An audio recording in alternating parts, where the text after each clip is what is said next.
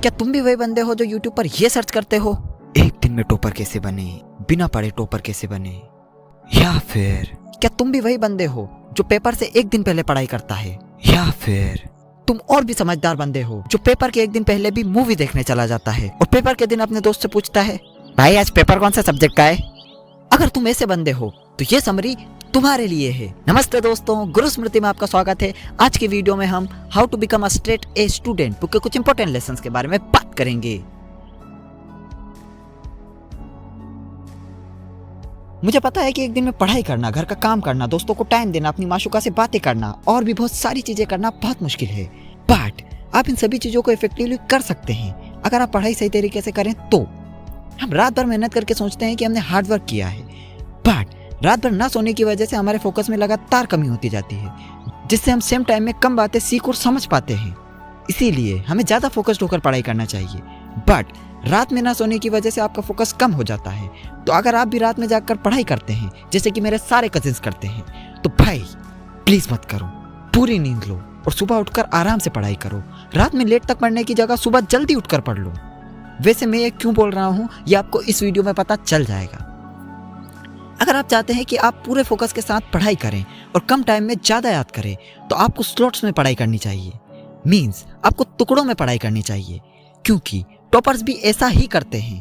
वो कंटिन्यूसली घंटों तक पढ़ने की जगह ब्रेक ले लेकर पढ़ते हैं। कुछ स्टडीज में ये बताया गया है कि 50 मिनट सही लर्निंग टाइम है। मींस आप कंटिन्यूसली 50 मिनट तक फोकस्ड होकर पढ़ सकते हो, बट उससे ज्यादा नहीं। इसीलिए आपको 50 मिनट पढ़ने के बाद एक छोटा सा ब्रेक ले लेना चाहिए और इस ब्रेक में आप अपने आप को कुछ भी रिवॉर्ड दे सकते हो। फॉर एग्जाम्पल कॉफी, बिस्किट या जो भी आप चाहो। इस ब्रेक के बाद आपको पढ़ाई वापस स्टार्ट करनी है, नहीं तो पता चले तुम जाकर सो जाओ। ब्रेक के बाद तुम्हें 50 मिनट वापस पढ़ना है और फिर 10 मिनट का ब्रेक लेना है, फिर 50 मिनट पढ़ाई, फिर 10 मिनट का ब्रेक, फिर 50 मिनट पढ़ाई, फिर 10 मिनट का ब्रेक। ऐसे ऐसे करते रात हो जानी चाहिए और फिर तुम सो जाना। एक स्टूडेंट के लिए टाइम मैनेजमेंट बहुत जरूरी होता है। आपको अपने टाइम को सही तरीके से मैनेज करना सीखना होगा। इसके लिए आप रोज सुबह अपना टाइम और काम एक जगह लिख लें। फॉर एग्जाम्पल स्कूल 8 से 12, घर का काम 12 से 2, ट्यूशन 2 से 4, माशूका से बातें 4 से 6। ये करने से आपको पता रहेगा कि आपको क्या करना है और क्या नहीं, जिससे आपका टाइम वेस्ट नहीं होगा। ऐसा करने से आप प्रोडक्टिव हो जाएंगे और फालतू का काम करने के लिए आपके पास टाइम नहीं बचेगा। और हाँ, टाइम को सही तरीके से मैनेज करने के लिए आप ये समरी भी देख सकते हैं जो कि हमने बनाई है। वीडियो थोड़ा पुराना है पर बहुत अच्छा है। प्रोक्रेस्टिनेशन से सभी स्टूडेंट्स वाकिफ हैं और हम इसे अपने आप से दूर करना चाहते हैं, बट हम सभी कई बार पढ़ाई करने की जगह मूवीज देखने लगते हैं, गेम्स खेलने लगते हैं, इंस्टा या एफबी चलाने लगते हैं, जिसकी वजह से हम पढ़ाई नहीं कर पाते। तो कैसे आप प्रोक्रेस्टिनेशन से लड़कर उससे जीत सकते हो? सबसे पहले आपको ये बता दूं कि टॉपर्स भी प्रोक्रेस्टिनेशन फेस करते हैं, बट उन्हें पता है कि इससे कैसे लड़ा जाए और पढ़ाई को सोशल मीडिया से कैसे ऊपर रखा जाए। प्रोक्रेस्टिनेशन से बचने के लिए आप सबसे पहले वो सारे टास्क लिख लो जो आपके लिए इंपॉर्टेंट हैं और रात को चेक करो कि आपने अपने टास्क पूरे किए या नहीं। अगर नहीं किए तो क्यों नहीं किए? यार ऐसे नहीं चलेगा यार, टास्क पूरे करने पड़ेंगे। जो टास्क पूरे नहीं हुए हैं उन्हें नेक्स्ट डे करो। फॉर एग्जाम्पल अगर आपने सोचा है कि आपको आज 5 चैप्टर्स याद करने हैं, तो आपको रात तक 5 चैप्टर्स याद करने ही हैं, चाहे कुछ हो जाए। बट अगर आप किसी रीजन से नहीं कर पाते हो तो आपको नेक्स्ट डे किसी भी हालत में अपने टास्क को पूरा करना है। ऐसा करके आप बहुत हद तक प्रोक्रेस्टिनेशन को टाल दोगे।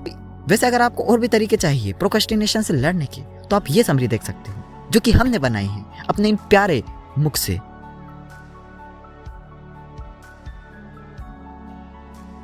तो मेरे प्यारे साथियों, ये एक बहुत जरूरी चीज है जो हमारे अध्यापकों ने हमसे कही है पर हमने मानी नहीं। हमारे अध्यापक हमसे बचपन से कहते आए हैं कि बेटा नोट्स बनाओ, अपने नोट्स बनाओ, लेकिन हम उनकी नहीं सुनते थे। मैं खुद नहीं सुनता था। लेकिन एक दिन जब मेरी मिस डॉक्टर से बात हो रही थी, अब मिस डॉक्टर कौन है जानने के लिए तुम्हें ये वीडियो देखना पड़ेगा। इस वीडियो में मैंने अपनी फ्रेंड की बहन से बात करने का एग्जांपल दिया था। जो मेरी फ्रेंड की बहन है वो नीट की प्रिपरेशन कर रही है, इसलिए मैं उससे मिस डॉक्टर बोलता हूँ। हाँ, तो जब मैं मिस डॉक्टर से बात कर रहा था तो मैंने उससे पूछा कि प्लीज मुझे कोई ऐसा तरीका बताओ जिससे मैं एक दिन में टॉप कर सकूं। तो उन्होंने मुझे बताया कि जिस टाइम पर हम पढ़ाई करते थे उस टाइम पर हम अपने खुद के नोट्स बनाते थे। मैं तुम्हें बताता हूँ कि मिस डॉक्टर नोट्स कैसे बनाती थी। मान लीजिए कोई क्वेश्चन है, what is pollution. Miss doctor इसका आंसर अपने हिसाब से देती थी। मींस वो इस क्वेश्चन का आंसर अपनी लैंग्वेज में देती थी, जिससे उसके लिए याद करना आसान होता था।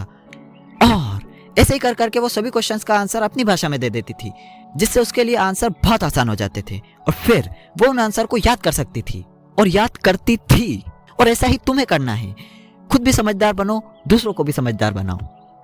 तो मेरे लालों, मुझे लगता है कि अब तुम टॉपर बनने के लिए तैयार हो, तो उठाओ अपने हथियार और पढ़ाई करने के लिए तैयार हो जाओ। जाओ जाके आग लगा दो, पूरे स्कूल में टॉप कर दो, पूरे कॉलेज में, पूरे स्टेट में, पूरे देश में टॉप करो।